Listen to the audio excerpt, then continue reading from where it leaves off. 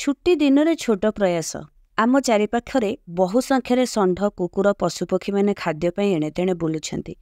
ଏମିତିରେ ଆମମାନଙ୍କ ଘରେ ବଳି ପଡ଼ୁଥିବା ରୁଟି ଯଦି ଜଣେ ନିରୀହ ପ୍ରାଣୀର ପେଟ ପୂରିବାରେ, ତେବେ କେତେ ଭଲ ହୁଅନ୍ତା ସତରେ। ସବୁଦିନ ନୁହେଁ, ସମସ୍ତଙ୍କ ପାଇଁ ନୁହେଁ, ଅନ୍ତତଃ କିଛି ପ୍ରାଣୀଙ୍କର ଡଷ୍ଟବିନ୍ରେ ଫୋପଡ଼ା ଯାଉଥିବା ଖାଦ୍ୟ ବଦଳରେ ଆମେ ତ ପେଟ ପୂରାଇ ପାରିବା।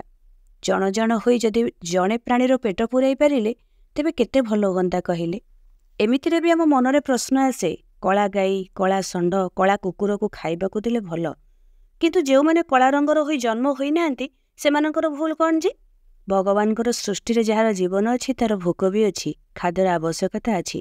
ଯଦି ଆମର ବଳକା ରୁଟିରେ ଆମ ଦ୍ୱାରା ଜଣେ ପ୍ରାଣୀର ବି ପେଟ ପୂରି ପାରିଲା, ତେବେ କେତେ ଭଲ ହୁଅନ୍ତା କହିଲେ।